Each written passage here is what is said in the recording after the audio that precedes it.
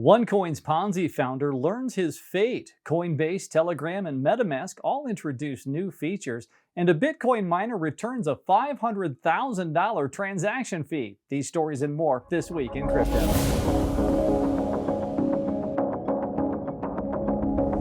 Hi, I'm Nate Martin from 99bitcoins.com, and here's what's happened this week in crypto.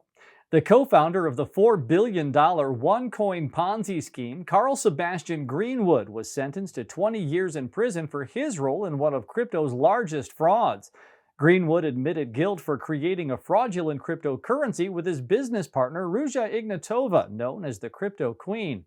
The judge highlighted OneCoin's lack of blockchain, real token, or trading market, labeling it a classic scam. The TON token rose by 6% in just 30 minutes after global messaging service Telegram endorsed the TON network as its preferred Web3 infrastructure blockchain. The TON crypto wallet, which is already available as a Telegram bot, will soon be integrated into the app for all 800 million users, granting the network exclusive promotion in the interface. Coinbase announced it will begin supporting the Lightning Network, Bitcoin's Layer 2 solution, which significantly boosts its scalability and practicality for everyday payments. The integration will dramatically increase transaction speed and lower fees for transactions to and from the platform. Coinbase began reviewing Lightning support in August, and when CEO Brian Armstrong announced the confirmation of the launch, he also lauded Bitcoin as, quote, the most important asset in crypto. ConsenSys, creator of the popular crypto wallet MetaMask, is releasing a new feature called MetaMask Snaps. The new feature will allow users to choose from a wider variety of apps developed by third parties. MetaMask also started allowing users to convert crypto to major fiat currencies just last week, as users in the US, UK, and EU can now sell their Ether directly.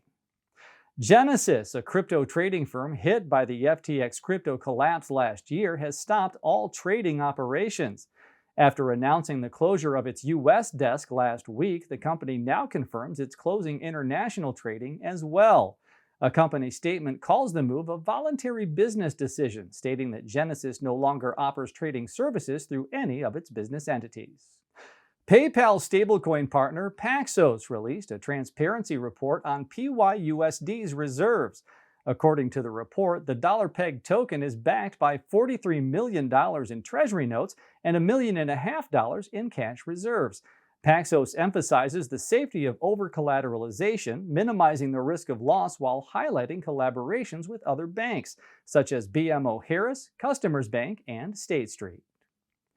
Bankrupt exchange FTX got the green light to sell its $3.4 billion in digital assets, including $1 billion in Solana, $560 million in Bitcoin, and hundreds of millions more in other various altcoins.